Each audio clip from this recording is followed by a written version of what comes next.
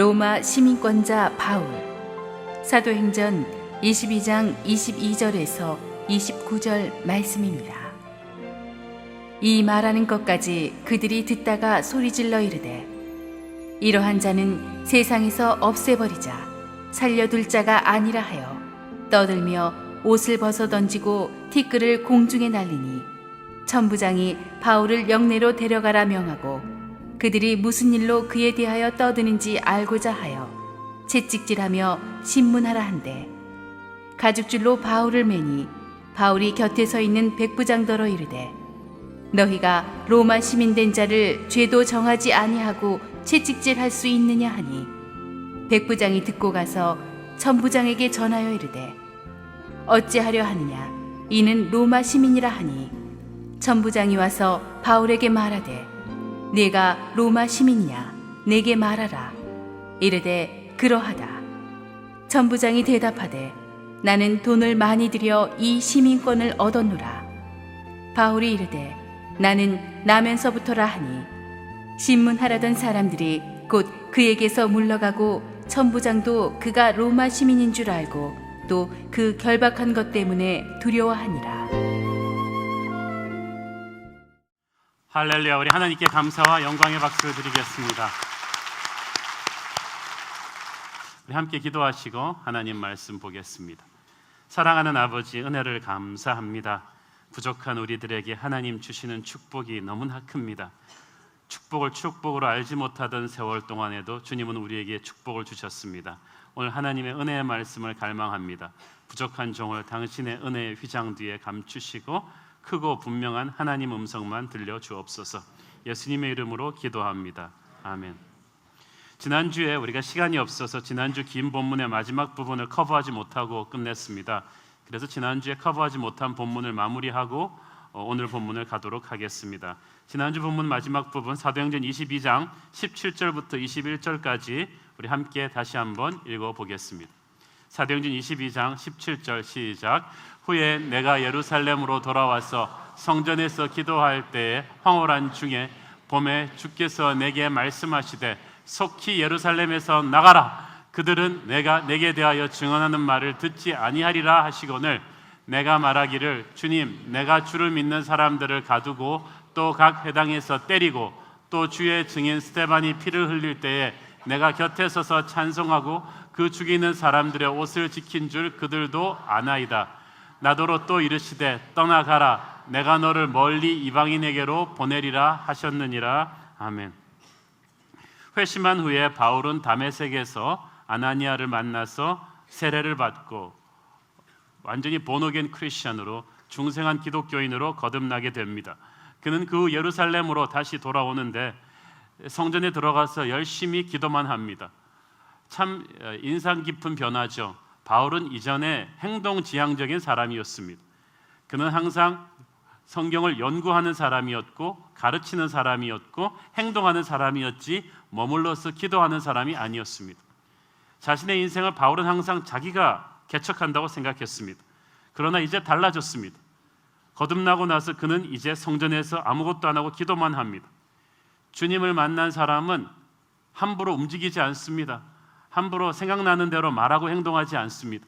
그는 기도하며 하나님의 다스림을 받습니다. 이제부터 여러분의 인생은 자신이 주도하는 인생이 아니라 하나님이 주도하는 인생이기 때문에 그렇습니다. 성령께서는 이렇게 기도하는 자에게 나타나시고 말씀해 주시는 것입니다. 항상 기도하는 사람은 하나님의 음성을 듣습니다. 주님의 음성은 기도를 타고 옵니다. 내 마음속으로, 내 생각 속으로, 내 의지 속으로 하나님께서는 아주 강렬하게 들어오는 것입니다. 불벼락이 치고 거센 폭풍이 몰아치듯 그렇게 오는 것이 아니라 아주 세미하고 아주 온유한 음성으로 주님께서 오십니다. 그 음성은 십자가의 보혈을 통과한 사람에게만 들립니다. 겸손한 마음으로 자기를 꺾은 사람에게만 들립니다. 오늘 여러분에게 하나님의 음성이 들리기를 바랍니다. 회심한 바울이 예루살렘으로 다시 돌아온 이유는 예루살렘의 유대인들에게 복음을 전하려는 열정이 강했기 때문입니다. 그러나 예루살렘의 유대인들은 바울을 곱게 보지 않았습니다. 그래서 18절에 주님께서는 너는 예루살렘을 속히 떠나라고 하셨습니다. 그들은 네게 대하여 증언하는 말을 듣지 않을 것이라고 했습니다. 바울은 자기가 평생 예루살렘에서 나고 자랐기 때문에 자기는 예루살렘을 안다고 생각했습니다. 유대인들은 안다고 생각했습니다. 철저하게 이 하나님의 율법을 좀 극단적으로 해석해서 교회를 핍박하던 자기였기 때문에 자기가 예수를 만나서 변한 간증을 하면 예루살렘의 유대인들이 그러냐 그러면서 마음을 변하게 꺾을 줄 알았어요. 설득될 줄 알았습니다. 착각이었습니다. 자, 여러분, 우리가 사랑하려는 사람들이 항상 우리를 고맙게 생각하고 받아주는 게 아닙니다.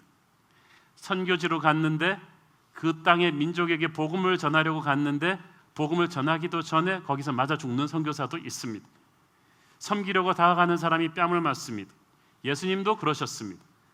자신이 사랑하려 온 사람한테 십자가에 못 박히셨습니다. 우리는 변했지만 세상은 그대로이기 때문입니다. 바울은 예수 믿고 난 다음에 자기 생각으로 자기가 잘할 수 있는 쪽으로 헌신의 방향을 결정하려고 했습니다.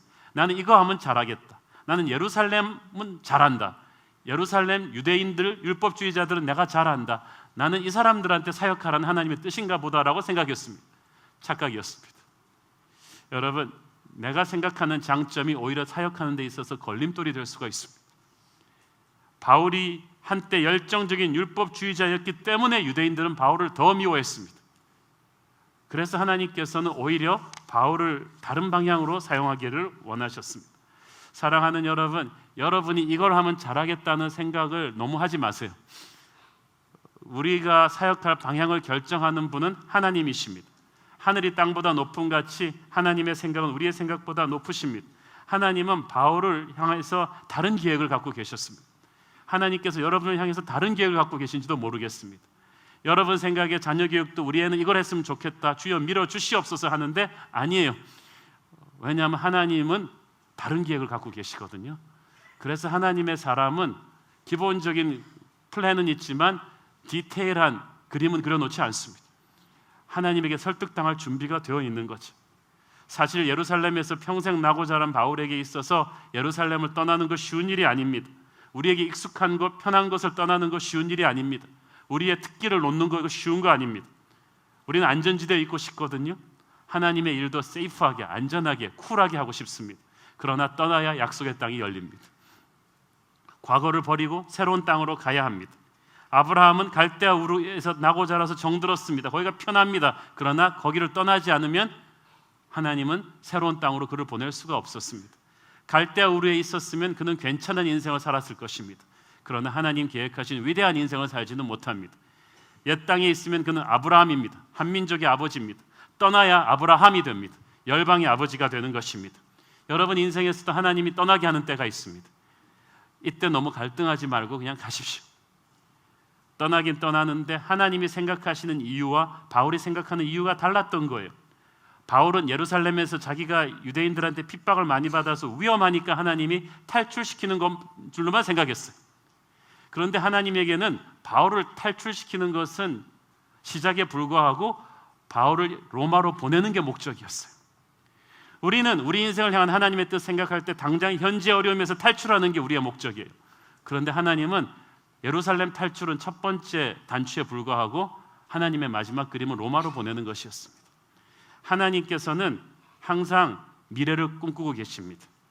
우리는 현재 어려움을 탈출하려고 하는 생각만 하지만 하나님은 새로운 미래를 준비하고 계십니다. 약속의 땅을 준비하고 계십니다. 그래서 한쪽 문이 닫히게 하시는 거예요. 그래서 닫힌 문에서 탈출시키는 것만이 여러분 목적이 아니에요. 하나님이 준비한 새로운 블루오션이 기다리고 있습니다. 주님은 우리를 보내시는 분이에요. 요한복음 20장 21절 보겠습니다. 예수께서 또 이르시되 너희에게 평강이 있을지어다. 아버지께서 나를 보내신 것 같이 나도 너희를 보내노라. I am sending you. 현재 진행형이에요. 주님은 지금도 우리를 끊임없이 보내고 계십니다. 새로운 영적인 성장의 기회로, 영적인 양육의 땅으로, 영적인 헌신의 땅으로 끊임없이 보내고 계신 거예요. 하나님은 끝없이 우리를 보내는 분이고 사탄은 끊임없이 우리를 주저앉히는 존재입니다.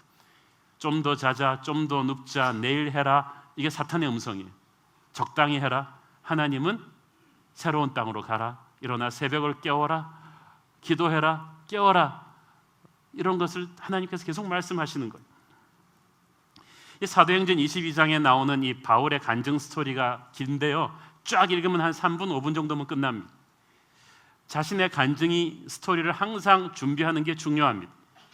저희 교회에서도 세례 받을 때 세례 간증하게 하시고 LCS에서도 그 QQ하게 하고 본인 간증문을 자기 태어나서 그렇게 자주 쓰게 하는 건 처음입니다. 우리가 1년에 한 2-3번은 자기 인생 돌아보게 하거든요. 어떤 사람은 어떻게 내 인생을 3분 만에 얘기합니까? 나의 파란만장한 스토리를 1시간은 줘야지. 근데 제가 들어보니까 1시간 들으나 5분 들으나 그냥 그게 그거예요. 중요한 거는 때를 얻든지 못 얻든지 우리는 간증을 발사할 준비를 하고 있어야 된다는 거죠. 3분짜리, 5분짜리, 10분짜리, 1시간짜리를 항상 준비하고 있다가 항상 내게 오신 예수님의 이야기를 할 수 있어야 된다는 것입니다. 바울은 언제 어디서 누구를 만나든지 꾹 누르면 3분 버전, 5분 버전, 10분 버전, 1시간 버전으로 쫙쫙쫙쫙 나와요. 저는 여러분이 꾹 누르면 예수님 만난 얘기가 나오기를 바랍니다. 누가 시켜도 나오는 거예요. 간증과 설교의 차이가 뭔지 아세요? 설교는 잘해야 되는데요, 간증은 안 잘할 수가 없어요. 왜냐하면 스토리가 그거 하나뿐이야. 누가 여러분의 인생을 살았어요? 누가 여러분이 만난 예수님과 똑같은 스토리가 있습니까? 그래서 간증은 특허권이 있는 거야. 그래서 설교는 점수를 매길 수가 있지만 간증은 점수를 매길 수가 없습니다. 따끈따끈합니다. 현재 진행형이라야 돼요. 나는 옛날에 성령 충만했는데 이런 말 하면 안 돼요. 간증은 최근 만난 은혜가 있어야 돼요. 간증은 영적인 전쟁이에요. 강사비 받고 접대 받고 가서 하는 게 아니에요. 날 위해서 박수 쳐줄 오빠 부대에게 하는 게 아닙니다. 바울이 지금 간증하고 있는 대상은 방금 전까지 바울을 신나게 핍박하고 때리던 청중이었어요. 지금도 눈에 핏대를 곤두세우고 바울을 테러하려는 그 적대적인 청중에게 바울은 하는 거예요. 정상적인 생각이라면요, 바울은 지금 입 닫고 숨어야 돼요. 그런데 그 청중한테 다시 한번 간증하고 있다는 거예요. 이건 사람 힘으로 한 게 아닙니다. 성령님께서 시키신 거예요. 성령께서 주시는 결단이고 능력입니다. 바울의 몸은 지금 매맞아서 막 지쳐 있어요. 바울의 마음은 두려움으로 떨고 있어요. 그런데도 간증했다는 것은 성령이 바울을 통해서 하셨다는 거예요.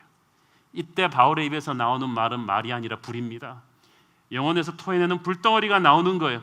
눈에 보이지 않는 영적인 세계에서는 사탄이 그냥 충격을 받는 메시지가 나오는 거예요. 그렇게 영적인 임팩트가 있기 때문에 어둠의 권세에 사로잡힌 유대인들이 그렇게 격렬하게 반응하는 거예요. 인간의 말이라면 그렇게 격렬하게 저항할 수가 없죠. 22절을 보니까 유대인 청중들이 바울이 이 말하는 것까지 듣다가 소리를 질렀다고 했습니다. 여기서 이 말이라는 말은 주님께서 바울을 이방인에게로 보냈다, 이 말 듣고 확 뒤집힌 거예요. 사람들이요, 어떤 사람이든지 뚜껑 열리게 하는 단어가 있습니다. 그 예민한, 거기를 딱 건드리면 그냥 뚜껑이 확 열려버리는 그런 게 있는데, 유대인들한테는 이방인이라는 단어가 그런 것입니다. 하나님이 이방인을 사랑한다는 것 자체가 자기가 참을 수가 없는데 이걸 바울이 얘기하니까, 하나님이 그렇게 하라고 시켰다니까, 율법주의자 바울의 입에서 그 말이 나오니까 이 사람들이 너무 화가 난 거예요. 그래가지고 소리를 지릅니다. 22절, 이러한 자는 세상에서 없애버리자, 살려두지 말자. 여러분, 말의 폭력이 얼마나 무섭습니까? 이미 유대인들은 말로는요 바울을 수십 번 죽였습니다. 이 말이 굉장히 과격하잖아요. 한국 사람인가 봐요, 이 유대인들이. 우리나라 사람들 너무 과격하게 차 몰고 동네 다니다 보면은 여러 종류의 그 데모하는 분들이 있잖아요. 뭐 아파트, 뭐 철거 반대를 가는 데도 있잖아요. 저 깜짝 놀랐어요. 서울시장은 자폭하라. 그래서 빈라덴이 알카에다가 우리나라에서는 테러를 못 한대잖아요. 곳곳에서 자폭하라, 뭐 죽음으로 상징하자, 뭐 이게 막 빨간 글씨로 막 사방에서 써놓은 거예요. 말이 영혼의 거울이라고 했는데 우리 한국 민족이 이렇게 말이 사나워졌는지 모르겠어요. 폭력적이 됐어요. 그런데 유대인들이 바울한테 그렇게 한 거야. 너 자폭하라, 죽어라, 세상에서 없애버리죠. 옷을 벗어 던지고 티끌을 날리면서 막 달려듭니다. 아까도 말씀드렸듯이 바울의 스피치가 인간적인 연설이 아니라 영적인 전쟁이기 때문에 그래요. 그러니까 예수님이 설교하실 때도 청중들이 귀를 막고 소리를 지르며 달려든 적이 있고, 스테반도 설교가 끝날 때 사람들이 귀를 막고 돌을 들어 쳤죠. 왜냐? 진리의 말씀이 그들 영혼의 어두운 걸 건드렸기 때문이에요. 어둠의 세력이 너무 화가 난 거예요. 움찔한 거예요. 여러분, 하나님의 말씀이 선포된다는 것은 영적인 한포 사격이 쏟아지는 것과 같습니다. 지금 어둠의 세계에서 막 정신을 못 차리는 거예요. 그래서 어둠의 권세 아래에 있는 사람은 그 말씀에 비명을 지르면서 적대 반응을 하는 것입니다. 바울이 너무 가슴이 아팠어요.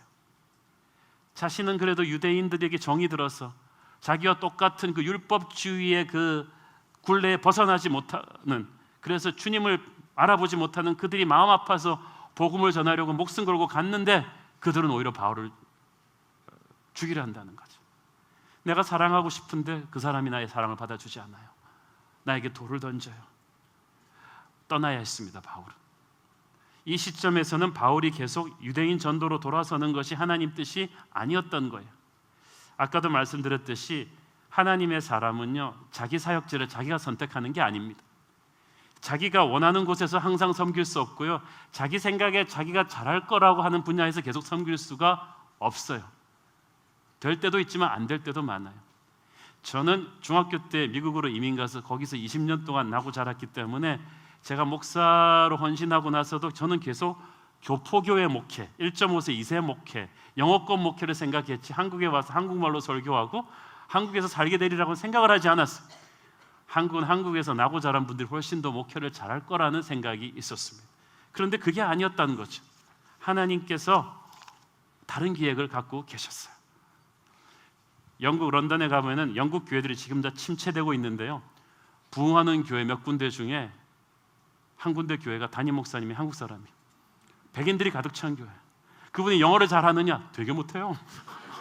제가 영어 설교 들어봤는데요, 이건 이루 현할 수 없는 영어로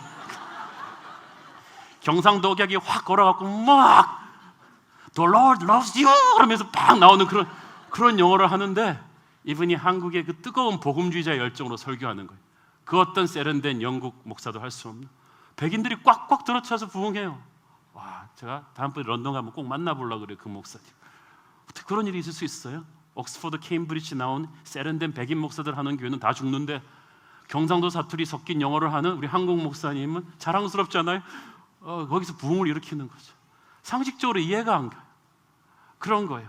바울은 자기가 율법도 알고 예루살렘에서 나고 자랐으니까 여기서 목회하면 잘할 거라고 생각했는데 안 되는 거예요. 그래서 하나님이 딴 데로 보냅니다. 자기 마음대로 안 되는 게 있는 법이에요. 그래도 너무 슬퍼하지 마세요. 하나님이 보내는 데가 또 새롭고 좋은 축복이 여러분에게 옵니다. 있고 싶어도 주님이 가라 그러면 떠날 때가 있습니다. 여러분 자식도 마찬가지입니다. 마음대로 되지 않아요. 그걸 빨리 인정하는 것이 살아남는 비결이죠. 여러분의 자녀들을 여러분의 인생으로 생각으로 주도하려고 하지 마세요. 나는 이 방향으로 우리 애를 키우고 싶다. 너는 안전빵으로 가야 된다. 이걸 해야 된다. 지금 매일 새로운 짭이 300개씩 생기고 있는 거 아시죠? 여러분 시대에 가장 잘 나가던 짭이 여러분 자녀 시대는 완전히 하향 곡선을 그을 수가 있습니다. 우리는 미래를 알지 못해요. 우리는 그저 우리의 자녀들이 하나님의 리더십을 잘 따르게 놓아주는 것뿐이에요.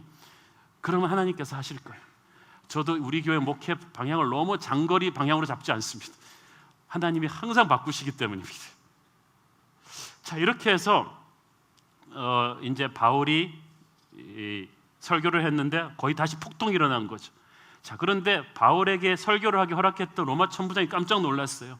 이 사람 히브리어 모르잖아요. 헬라어밖에 모르는데 바울이 히브리어를 한참 얘기하고 나니까 그냥 청중이 화가 나서 막 또 폭동을 일으키니까 천부장이 내가 왜 저 사람 또 설교하게 해줬지 그러면서 바울을 단신이 구해내가지고 다시 기지로 데리고 왔고는 백부장한테 명령합니다. 야, 쟤 좀 잡아 묶어라. 곤장을 때려라. 왜냐면 제가 도대체 뭐길래 사람들이 저렇게 난리를 치냐. 뭔가 죄를 지었을 것이다. 살살 말해서는 안 될 것 같으니까 채찍을 때려라. 그런데 로마 채찍질이 어떤 채찍이냐 하면요, 이 짐승의 가죽에다가 끝에 동물의 뼈나 아니면 납을 걸어맨 채찍질입니다. 한번 쫙 휘감고 당기면 살점이 뚝뚝 떨어져 나갑니다. 5대 맞으면 뼈가 드러난다고 했습니다. 그걸 맞고 나면 혼절하게 돼 있어요. 그거 채찍질을 하라는 거예요. 우리나라 옛날에 의금부에서 그냥 잡아면 일단 곤장을 때려가지고 죄를 자백할 때까지 매우 쳐라. 그럼 없던 죄도 자백하게 돼 있어요.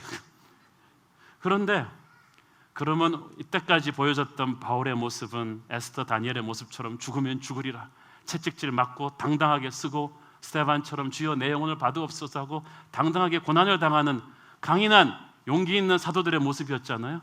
바울은 지금 어떻게 하느냐? 때리려고 나 로마 시민이야 때리면 안 돼 하고 살아나는 거예요.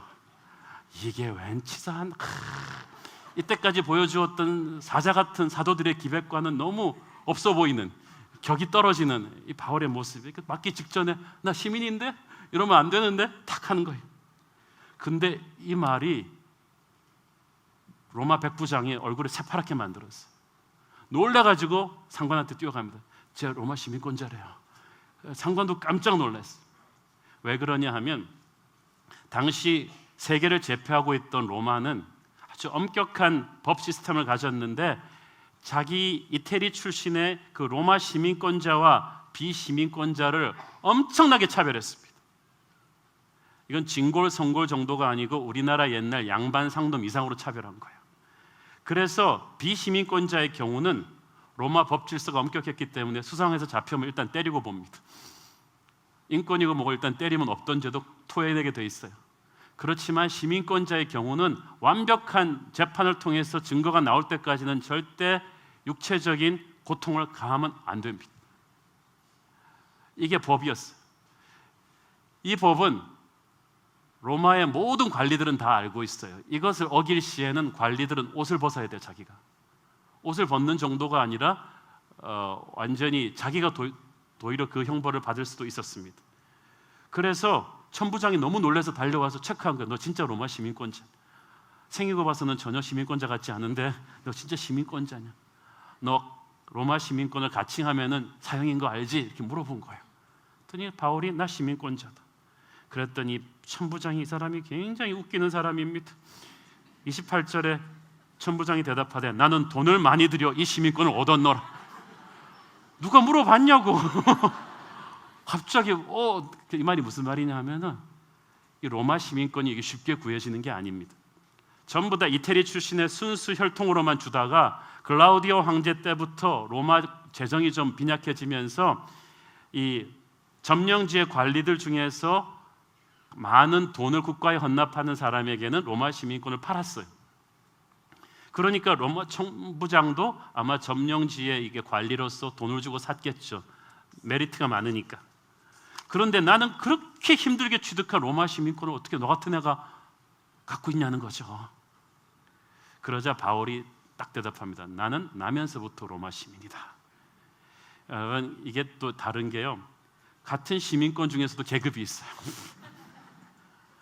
이렇게 최근에 바뀐 법에 의해서 돈 주고 사서 들어온 로마 시민권자는 시민권자들 중에서도 C급이고 순수 이태리 출신이 A급이고 그 A급에 준하는 급들이 뭐냐 하면 점령지의 귀족이나 큰 가문들 중에서 로마군의 지대한 공헌을 한 사람, 가령 자기 씨를 들어서 로마에 바쳤거나 로마에 큰 학문적인 공헌을 세웠거나 큰 군사적인 공적을 세웠거나 이런 가문에게는 로마 시민권을 황제가 줍니다. 그러면 그 가문의 후손들은 다 로마 시민권자가 되는 거예요. 이게 진짜 A급 시민권자예요. 바울이 그 시민권자라는 거야. 바울의 아버지는 유대인 가문이지만 그 다소시에서 그 바울의 조상이 어떤 큰 공적을 로마시에 세웠나 봐요. 그러니까 혈통적으로 로마 시민권이 바울한테 온 거예요. 이거 거의 엄청난 시민권. 그러니까 바울이 말한 게 천부장에게 말한 건 나랑 너랑은 격이 달라. 딱 그 얘기를 해준 거지. 천부장이 완전히 기가 꺾였어요. 그러니까 병사들이 확 물러서고 그 결박한 것 때문에 천부장도 두려워하니라. 때리지는 않았지만 이미 몸을 묶었기 때문에 바울이 문제를 걸면 자기 큰일 나거든요. 세상에 힘 있는 자들이 이렇게 비겁합니다.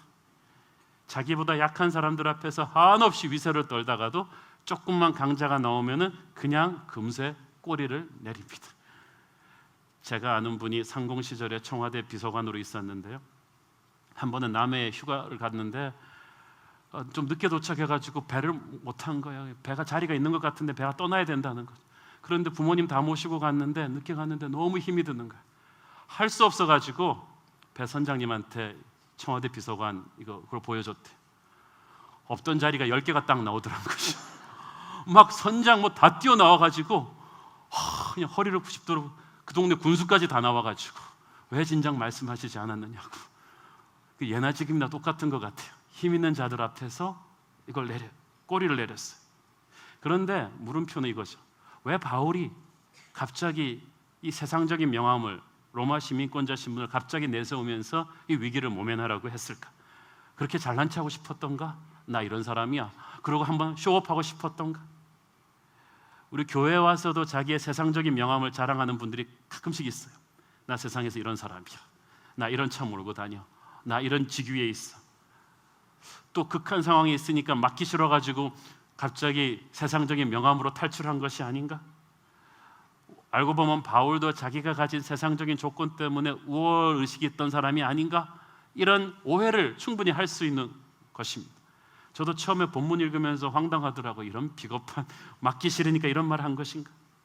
그런데 여러분 보세요. 바울이 이때까지 10년이 넘게 아시아, 유럽 곳곳을 다니면서 선교 여행을 하면서 수없이 많이 감옥에 갇혔잖아요. 수없이 많이 로마군을 만나서 얻어맞고 했는데 단 한 번도 바울이 나 시민권자야 그러면서 그 채찍질을 모면한 적이 한 번도 없었다는 거예요. 한 번도 없었죠. 이때까지는 그냥 억울하게 맞으면 같이 맞고 유대인들과 똑같이 감옥에 갇히면 갇히고 그렇게 살았어요. 한 번도 너희들 이렇게 나를 함부로 대할 사람이 아니야 라고 말한 적이 없습니다.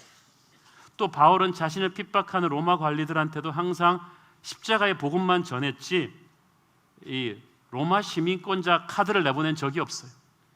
빌립보 간수에게도 복음을 전했지 그렇게 억울하게 자기를 욕보였지만 로마 시민권자라고는 주장을 한 적이 없어요. 그런데 갑자기 왜 10년 동안 참던 바울이 갑자기 이 시점에서 이제 바울도 늙으니까 이제 좀 맞기가 싫었던가요? 갑자기 왜 여기서 로마 시민권이라는 세상적인 명함을 내세웠을까요?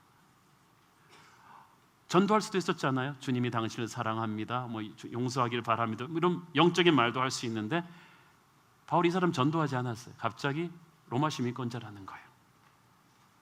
이때까지 한 번도 자신의 특별 신분을 사용하지 않던 그가 왜 하필 지금? 이것은 바울 자신의 결정이 아닙니다. 하나님께서는 이때부터 그 다음 장을 쭉 보면 이 로마 시민권의 의미가 뭔지를 알 수가 있습니다. 시민권자이기 때문에 바울이 여기서 채찍질을 당하지 않고 오히려 여러 고급 고위층들 앞에서 재판을 받게 돼요. 시민권자이기 때문에 그 재판을 계속 항소해가지고 로마 황제까지 가게 됩니다. 그래서 로마까지 로마군의 호의를 받으면서 가는 일이 벌어지는 거예요. 하나님의 사람에게 있어서 고난은 새로운 하나님의 축복을 위한 준비가 되는 거예요. 그걸 바울은 지금은 몰랐죠. 바울이 로마 시민이라는 것을 이용해서 하나님께서는 채찍질을 면하게 하려는 것이 아니라 로마로 보내려는 계획이 있으셨던 것입니다. 여러분, 로마 시민권은 오늘을 사는 우리에겐 무엇일까요? 어떤 분은 그 미국 시민권 아닌가요? 아니, 옛날에는 그랬는지 몰라도 지금은 그렇지 않아요. 로마 시민권은 우리가 세상에서 갖고 있는 어떤 힘입니다. 우리의 세상적인 명함에 박아놓을 수 있는 어떤 직위죠. 학벌이죠. 재산이죠. 인기죠. 인맥이죠. 그 모든 것들은 세상적인 것들이니까 아무 의미도 없고 교회 와서 기도드리고 예배 보는 것만 하나님 나라에 중요한가? 그렇지 않아요. 그 모든 세상적인 명함, 여러분이 가진 그 로마 시민권이 언젠가 하나님이 사용하실 어떤 하나님의 히든 카드라는 것입니다. 물론 우리는 세상적인 힘으로 하나님의 일을 하려고 해서는 안 돼요. 하나님에게 헌신하는 모든 사람들에게 하나님이 요구하시는 첫 번째 자세는 겸손입니다. 하나님은 낮고 작은 자를 통해서 하나님의 일을 하십니다. 여러분이 잘나서 하나님이 쓰신다는 생각 버려야 합니다. 고린도전서 1장 28절, 29절 보겠습니다. 시작. 하나님께서 세상의 천한 것들과 멸시받는 것들과 없는 것들을 택하사 있는 것들을 폐하려 하시나니 이는 아무 육체도 하나님 앞에서 자랑하지 못하게 하려 하십니다. 그래요. 그래서 바울은 평소에 10여 년이 넘도록 사역하면서 한 번도 자기의 세상적인 조건 가지고 사역하지 않았어요. 로마 시민권자라는 카드 한 번도 내놓지 않았어요. 자기가 부잣집 아들이라는 거 한 번도 과시하지 않았어요. 학벌 좋다는 거 과시하지 않았어요. 그냥 똑같이 고생하고 똑같이 일반석 타고 똑같이 매 맞고 그렇게 살았다는 거죠. 그러나 어떤 결정적인 순간에 로마 시민권이라는 카드를 꺼내드렸어요. 그리고 세상 속에서 어떤 돌파구를 만든 거예요. 세상 사람들은 영적인 것을 못 보기 때문에 하나님께서 때로는 육체적인 방법으로 영적인 일을 하게 하는 때가 있습니다. 어떤 브레이크드루를 하기 위해서. 그래서 성령께서 채찍질 당하기 직전에 바울에게 말씀하셨을 거예요. 바울이 채찍질 한두 번 당해요. 바울은 처음에는 그래 또 만나보다 주님의 길을 제가 또 갑니다. 그리고 맞으려고 했을 텐데 아마 성령께서 말씀하셨을 거예요. 바울아, not this time. 네가 항상 나를 위해 얻어맞고 감옥에 갇히고 그랬던 거 참 고맙게 생각하는데 지금은 아니다. 지금은 로마 시민권자임을 밝혀라. 당장 위험을 모면하기 위해서가 아니라 내가 네 시민권을 이용해서 더 큰 일을 하려고 한다. 그래서 바울이 깜짝 놀라갖고 나 시민권자야 그런 거예요. 성령께서 시키신 거예요. 바울이 평소에 로마 시민권을 한 번도 휘두른 적이 없었다는 사실을 여러분이 주목하셔야 돼요. 그러니까 여러분 평소에 휘두르고 다니지 마세요. 아무 때나 자기 자랑하지 말란 말이에요. 여러분 학벌 좋다고 해서 사회에서 어떤 지위에 있다고 해서 인기인이라고 해서 재산이 있다고 해서 아무 때나 휘두르라는 게 아닙니다. 어떤 결정적인 critical timing of God, 하나님의 결정적인 타이밍 때까지 기다리세요. 자, 누가복음에 나오는 불의한 청지기의 비유에서 주님께서 중요한 말씀을 하십니다. 누가복음 16장 9절 보겠습니다. 시작. 내가 너희에게 말하노니 불의의 제물로 친구를 사기라. 그리하면 그 제물이 없어질 때에 그들이 너희를 영주할 처소로 영접하리라. 여기서 불의의 제물이란 진짜 악한 제물이 아니에요. 그것은 우리가 세상에서 얻는 로마 시민권이에요. 우리가 세상에서 가지고 있는 재산이고 인맥이고 학벌이고 돈과 권력과 어떤 자리입니다. 이것으로 친구를 사기라는 말은 하나님 나라를 위해서 준비하라는 거예요. 하나님 나라에서 통할까지 갈 친구를 만들어 두라는 것입니다. 자, 여러분, 우리가 한국에서 미국 갈 때 다 달러로 바꾸죠. 미국에서 한국 돈 못 쓰니까. 이 땅에서 천국 갈 때도 마찬가지예요. 다 천국 돈으로 바꿔야 돼요. 천국에서 통하는 유일한 돈은 하나님이 기뻐하시는 일들이에요. 하나님 나라를 확장하는 데 있어서 우리가 세상에서 가진 돈을 가지고 투자를 해야 된다는 거예요. 하나님이 주신 이 로마 시민권은 어떤 세상적인 힘인데 이게 우리가 노력해서 된 것도 있지만 하나님이 은혜로 주신 선물이에요. 100%. 바울은 나면서부터 로마 시민권자예요. 그래서 바울을 쓰시는 각도와 베드로를 쓰시는 각도가 다른 거예요. 태어날 때부터 좋은 집안에서 태어난 사람이 있습니다. 부잣집 아들로 태어났어요. 그래서 남보다 좋은 환경에서 자랐고 물려받은 유산도 건물도 있고 그래요. 그런데 우리나라 요즘 분위기가 그런 거 막 있어도 없는 것 척 해야 되잖아요. 나는 가난한 집에서 태어났어. 자기 혼자 힘으로 검정고시를 쳐서 과외 공부라고는 하나도 안 하고 여기까지 올라왔다. 이런 얘기를 해야 우리가 박수치는 분위기인데 그것도 위선이에요. 하나님이 주신 거면요, 그 뭐 인정해야지 어떻게 하겠어요. 그렇게 해서 형성된 인맥도 있어요. 또 어떤 사람은 타고날 때부터 특출한 재능을 하나님이 주신 사람이 있어요. 스포츠, 예술, 뭐 미술적인 재능, 사업가적 재능, 타고난 사람들이 있다는 거죠. 뭐든지 노력하면 된다고 말하지 마세요. 거짓말이. 재능 있는 쪽으로 노력하셔야 돼요. 이것을 잘 개발하면 여러분은 세상에서 더욱 유명해지고 힘 있는 위치에 설 수 있겠죠. 그것이 세상이 말하는 성공이고 로마 시민권입니다. 대부분의 교회에서 이런 세상적인 성공을 너무 함부로 평가절하합니다. 구원받는 게 중요하고 은혜 받는 게 중요하지 세상적인 성공을 하나님은 기뻐하시지 않는다. 그러면 교회 건축은 누구 헌금으로 했나요? 하나님의 나라 일을 하면서 여러분 보세요. 교회에서 안수집사, 장로 등 교회 중진이 되려면 교회에서 시간을 많이 보내셔야지 세상 직장에 너무 매여 있으면 안 된다고들 합니다. 그래서 한국 교회 청년부 회장들은 거의 다 신학교로 갔습니다. 교회에서 청년부 활동 다 하고 삼성, LG 같은 데서 올라갈 수가 없다는 현실이거든요. 그러나 물론 하나님의 나라 교회 일이 중요하죠. 그러나 하나님의 나라를 여러분 그렇게 교회에 와서 교회 활동하는 그것만으로 국한시키면 안 돼요. 이 로마 시민권도 하나님이 준 선물이에요. 천에 하나 만에 나는 기프트를 가진 사람이 있단 말이죠. 이것을 하나님께 다시 헌신시키면 놀라운 열매들이 맺힙니다. 제레미 린 같은 NBA 스포츠 스타 같은 사람은 천에 하나 만에 나올까 말까한 인물이에요. 그거 교회에서 아무리 돈 많이 들어서 스포츠 선교해도 안 되는 일을 이 사람 혼자서, 교회에서 아무리 돈 많이 들여서 청소년 사역하려 해도 안 되는 일을 이 사람 말 한마디로 영향력을 끼친단 말이죠. 로마 시민권이 여러분의 목적이 되면 안 되지만 하나님이 주신 선물이라면 이것이 어떤 하나님의 뜻을 이루는 도구가 될 수 있습니다. 이걸 여러분이 이해하시고 기대하셔야 됩니다.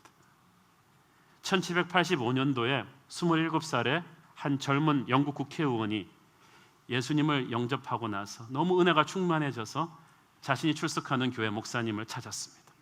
목사님, 인생 상담 좀 하겠습니다. 뭡니까? 정치판이 너무 썩어서 크리스찬인 제가 더 이상 영국 국회에 몸담고 있을 수 없겠습니다. 제가 신학교 가서 목사가 되겠습니다.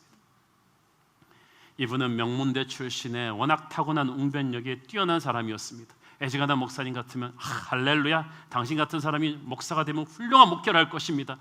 그랬을 텐데 이 목사님은 생각이 달랐어요. 형제요, 당신은 영국 국회로 하나님이 파송하신 선교사입니다. 당신 같은 학벌에, 당신 같은 인맥에, 당신 같은 정치력에 이 모든 것을 하나님이 주셨는데 당신 같은 사람 하나 만들기가 쉽습니까? 하나님이 당신을 사용해서 어떤 일을 하실 텐데 잘 모르겠습니다. 그렇지만 나는 그건 알 수 있습니다. 당신은 영국 국회에서 버텨야 됩니다. 나 그렇지만 지금 전도하고 싶고 교회 짓고, 꼭 그게 하나님의 일만은 아닙니다. 하나님의 뜻을 기다려 보십시오. 그래서 이 젊은 국회의원 윌리엄 윌버포스, 이 사람이 영국 정치계로 돌아갑니다. 이 사람은 영국 요크셔 지방의 아주 부유한 집의 아들입니다. 어렸을 때부터 돈 걱정해본 적이 없습니다. 명문 케임브리지 대학에서 공부했습니다. 그의 동창이 나중에 수상이 된 윌리엄 피트를 비롯해서 영국 정재계 쟁쟁한 상류층 인사들이 다 친구들입니다. 웅변은 타고났다고 했습니다. 노래도 잘하고 인하력도 높아서 상류사회 친구들이 많았습니다. 바울의 로마 시민권 같은 세상적인 힘을 갖춘 사람이었습니다. 그의 그 모든 것을 하나님이 쓰셨어요. 그 후 40년 동안 윌리엄 윌버포스가 의정생활을 하는 동안에 영국 사회가 완전히 변해버렸어요. 그는 자신이 가진 모든 인맥과 정치력을 동원해서 노예제도를 영국에서 폐지시킵니다. 영국에서 노예제도를 폐지시키니까 20년 후에 미국에서도 폐지가 됩니다. 세계의 모든 흑인들이 지금까지 자유인으로 살 수 있는 것은 그의 헌신 때문이었습니다. 그는 또 가난한 사람들이 병이 들었을 때 국가의 예산으로 무상 치료받을 수 있는 병원을 시스템을 통과시켰습니다. 이것이 미국에서도 유명한 메디컬 웰페어 시스템이죠. 가난한 어린이 노동자들의 권리를 지켜주는 아동노동보호법도 그가 발안해서 통과시킵니다. 가난의 근본적인 원인을 타개하기 위해서 영국의 하류층들을 위한 직업훈련학교도 국가 예산으로 그때 만들어냅니다. 그리고 호합한 파티만 일삼던 영국의 상류층 신사 귀부인들이 자신들의 여가 시간을 가난한 하류층 아이들에게 공부를 가르치고 봉사활동을 하는 대로 돌려놓습니다. 영국의 야만적인 형벌 시스템을 개조하고 비위생적인 교도소도 다 바꾸는 법안을 통과시킵니다. 이 모든 것이 그가 이때까지 가지고 있던 영국 상류사의 인맥과 탁월한 웅변력과 정치력을 다 버무려서 하나님이 이루신 것입니다. 윌버포스가 의도적으로 전도하지는 않았지만 그가 영국 국회를 그렇게 바꾸는 40년 동안에 영국 사회가 놀랍게 바뀌었습니다. 많은 사람들이 산업혁명이 제일 먼저 일어난 영국에서, 그래서 마르크스나 엥겔이 공산혁명이 가장 먼저 터질 것이라고 예언했던 영국에서 그런 혁명이 일어나지 않고 프랑스와 러시아에서 일어났던 유일한 이유는 윌버포스와 친구들이 주도한 개혁에 의해서 영국 상류층들이 미리 앞서서 영국 사회를 개혁했기 때문이라고 합니다. 윌버포스가 당장 할렐루야 아멘 하면서 영국 국회에서 신우회 열고 전도한 거 아닙니다. 세상에서의 로마 시민권을 여러분이 그렇게 단편적으로 해석하면 안 됩니다. 바울이 로마 총부장에게 로마 시민권자라고 하면서 전도하지 않았어요. 다만 그것을 이용해서 로마로 가는 길이 열렸을 뿐입니다.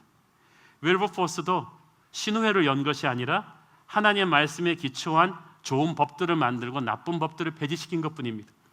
자신의 친구인 상류층 인사들의 문화를 바꿔서 가난한 자들을 섬기는 노블리스 오블리주의 문화를 만들어간 것뿐입니다. 그래서 영국 사회가 진짜 신사의 나라로 탈바꿈한 거예요. 여러분, 윌버포스는 자신에게 준 하나님의 로마 시민권에 집착하지 않았지만 그것을 사용해서 하나님의 일을 했어요. 그가 수상이 되려고 했다면 얼마든지 될 수도 있었다고 합니다. 그러나 그는 수상의 야심을 포기하고 영향력을 가지고 영국 국회를 바꾼 것입니다. 여러분도 하나님이 여러분에게 어떤 로마 시민권을 주었다면 당장 눈에 띄는 종교적인 행위를 안 하셔도 돼요. 당장 가서 뭐 전도하고 신우회 만들고 그러지 않으셔도 여러분이 하나님의 사람으로서 어떤 그 자리에 잘 버티고 있으면 어느 순간 하나님의 콜링이 옵니다. 지금이 네가 시민권을 보일 때다. 지금이 네가 뭔가 할 때다. 여러분, 그 순간을 위해 하나님이 여러분의 평생을 준비하실 거예요. 옛날 페르시아에 노예로 잡혀온 유대인들이 많았습니다. 그런데 그 중에서 아름다운 처녀 에스더에게 하나님이 미인대에 나가라고 합니다. 예나 지금이나 미인대에 나가면 힘듭니다. 살도 빼야 되고요, 마네큐도 이거 막 네일도 새로 해야 되고. 에스더는 궁금했을 거예요. 이게 무슨 하나님의 일인가? 맨날 미장원 가서 머리 뽑고 얼굴에 메이크업하고 이러면서 미인대에 나가는 게 무슨 하나님의 뜻일까? 그래서 왕비가 됐어요. 왕비가 됐는데 그 음란과 폭력이 난무하는 페르시아 왕궁에서 뭐 자기가 전도할 수 있는 것도 아니에요. 남편 왕은 승미가 사나워서 전도도 못합니다. 그냥 왕비로 존재할 뿐이었어요. 이게 무슨 하나님의 섭리가 있는가? 내 로마 시민권은 무슨 의미가 있는가? 어느 날 타이밍이 온 거예요. 하만이라는 고위층에 의해서 왕국의 유대인 전부를 하루아침에 학살하라는 무서운 음모가 왕의 직인이 찍힌 채로 진행되고 있었어요. 그걸 돌이킬 수 있는 사람은 아무도 없었어요. 그 사실을 미리 한 에스더의 삼촌 모르드게가 에스더에게 도와달라고 합니다. 왕후에게. 에스더가 곤란합니다. 아무리 자기가 왕비지만 허락도 안 받고 왕한테 먼저 간다는 것은 죽음을 자초하는 일이거든요. 그때 모르드게가 에스더에게 유명한 말을 하죠. 로마 시민권을 가진 사람들이 세상에서 어떤 각오로 살아야 되는지 알려주는 말입니다. 에스더 4장 14절 보겠습니다. 시작. 이때 네가 만일 잠잠하여 말이 없으면 유다인은 다른 데로 말미암아 노임과 구원을 얻으려니와 너와 내 아버지 집은 멸망하리라. 네가 왕후의 자리를 얻은 것이 이때를 위함이 아닌지 누가 알겠느냐 하니. 여러분, 이 말이 유명한 말이에요. 네가 왕후의 자리를 얻은 것이, 네가 남들이 없는 그 성공을 가진 것이, 네가 그 재산을 물려받은 것이, 네가 그 좋은 가문에 태어난 것이, 네가 그 로마 시민권을 받은 것이 네 자신을 쇼업하고 과시하기 위함이 아니라 이때를 위함이 아니라 하나님의 어떤 역사를 위함이 아닌지 누가 알겠느냐. 에스더는 그 콜링에 순종합니다. 결국 에스더로 인해서 유대인들이 살아남고 적대 세력이 다 죽게 되죠. 그 적대 세력이 누가 알았겠습니까? 치밀하게 준비했는데 설마 하나님의 히든카드가 자기들 생각보다 훨씬 높은 데가 있었던 거예요. 왕비가 하나님의 스파이였던 걸 어떻게 알았겠어요? 에스더는 그 한순간으로 전도도 못했고 평소에 왕궁에서 복음성가도 못 부르고 신우회도 못했지만 단 한순간으로 유대 민족을 살려냈고 그래서 예수님이 태어나게 된 거예요. 하나님은요, 우리가 생각할 수도 없는 상상을 초월하는 방법으로 여러분의 로마 시민권을 이용하실 것입니다. 그러니까 여러분, 이분이 막 교회 충실하게 안 하고 LCS 안 한다고 무시하지 마세요. 에스더도 그런 거 안 했는데 결정적인 순간에 하나님이 쓰실 때가 있다는 거. 그렇다고 하지 말라는 얘기는 아닙니다. 여러분, 어떤 분은 진짜 하나님으로부터 축복을 많이 받았습니다. 남들보다 돈이 더 있으세요. 유명한 인기인도 있으세요. 우리 중에 학벌이 있는 분도 있어요. 거기에 집착할 필요는 없지만 하나님이 주시면 감사히 받으시고 하나님에게 되돌려둘 준비를 하고 계십니다. 꼭 남에게 주지 않은 인기, 재산 뭐 이런 게 여러분한테 왔다 그러면 꼭 그 생각하세요. 때가 되겠구나. 여러분 혼자 잘 먹고 잘 살기 위해서 하는 게 아니에요. 성령께서 그 때를 알려주실 거예요. 바울에게도 그 때를 알려주셨듯이. 저는 이 생각을 하면 참 흥분이 됩니다. 하나님께서 알지 못하는 그 수많은 하나님의 사람들을 많이 준비시키셨어요. K-팝 열풍이 지금 전 세계를 휩쓸고 있는데 제가 최근에 본 유튜브 영상에서 감동 깊은 장면을 봤습니다. 인기 아이돌 그룹 슈퍼주니어가 일본 오사카, 싱가포르, 방콕 같은 데서 수만 명의 그 오디토리움을 꽉 메운 팬들에게 콘서트가 끝내고 나서 마지막 노래가 보통 우리 건전가요 싣는 그 마지막 스팟에 앵콜송으로 아주 먼 옛날 하늘에서는 그걸 부르더라고요. 중간에 랩도 다 간증이에요. 그 슈퍼주니어 중에 몇 명을 제가 아는 중국인 목사님이 기도해주고 성경 공부시켰어요. 전도하는 거 아니에요. 딱 그 노래 불러요. 그렇지만 저는 그 한류 열풍에 휩쓸려온 그 수많은 중국과 말레이시아, 일본 사람들의 가슴에 그 노래 가사가 떨어져서 언젠가 하나님이 열매를 맺게 할 것이라고 확신합니다. 어떤 분은 또 재산이 있는 분들이 있어요. 하나님이 주신 어떤 게 있는 거예요. 여러분이 먹고 쓸 것 이상의 재산이 있어요. 그걸 하나님이 어떻게 쓰실 줄 몰라요. 저희 교회가 초창기부터 사무실로 있었던 그 사무실 공간도요, 우리 그 마임이라는 회사에서 지사를 확장하려고 비워놨던 건데 우리한테 주게 되신 거예요. 그냥 저희 교회가 두 번째로 본당으로 쓰던 스포타임도 스포츠 센터인데 원래 수요일 날 공식 휴일이었는데 한 6개월 전부터 주일이 공식 휴일이 됐는데 우리 교회가 그러고 나서 쓰게 된 거예요. 한 1년 반 정도. 하나님이 그분들한테 주신 그 축복의 그 로마 시민권이 어느 타이밍이 되니까 하나님이 쓰신 거예요. 그리고 다시 돌려주십니다. 하나님이 여러분의 돈도 그렇게 쓰실 거예요. 그러니까 여러분한테 있는 재산 많은 거 너무 갈등하지 마세요. 이거 로마 시민권이니까 하나님이 항상 다시 쓰실 것이다, 그 생각을 하는 거죠. 여러분, 그러니까 너무 부자들 째려보지 마세요. 그분들의 것을 하나님이 쓰셔서 아름답게 쓰실 거예요. 공산권이 열렸을 때요, 많은 간증들이 일어났는데 동구권이나 소련에서 지하교회가 몇 번씩 말살될 위기에 처했을 때 신기하게 그 토벌을 맡은 그 KGB 간부들, 공산당 간부들 중에 크리스천들이 있었다는 거야. 미리 알려줘서 살아나고 성경 밀반입이 살아나고 지도자들이 살아나고 이런 일이 수도 없이 많았다는 거죠. 그래서 깜짝깜짝 놀란 사람이 쓴 책이 있어요. 하나님의 스파이. 곳곳에 하나님의 사람이 있어요. 로마 시민권자들이 있다니까요. 저는 그래서 북한에도요 그런 사람들이 많을 거라고 생각을 합니다. 김정은이 알지도 못하는 간부들 속에서 하나님의 사람이 있는 거예요. 그들은 평소에 말 한마디 안 하고 있어요. 찬송가도 안 부르고 성경도 안 하고 있는데 하나님의 스파이예요. 하나님이 사용하실 거예요. 저는 어떤 여러분들은 이 설교하면 이런 말 할지도 모르겠습니다. 나는 윌버포스처럼 명문대 출신도 아니고 우리 아버지 부자도 아니고 돈도 많이 없고 난 로마 시민권 없다. 아니에요. 하나님은요 여러분 모두에게 어떤 형태로든 크고 작은 로마 시민권 주셨어요. 그리고 없으면 좀 노력해서 가지세요. 젊은이들 좀 공부 좀 하세요. 저는 요즘에 특별히 우리 학교 선생님들을 위해서 교회가 기도를 많이 해야 된다고 생각합니다. 제가 우리가 교총 건물에 있으니까 그들 많이 듣는데 학교 폭력, 왕따, 또 교사를 무시하고 대드는 이 학부형들과 아이들 때문에요 선생님들이 다 담임을 안 하려고 한다는 거죠.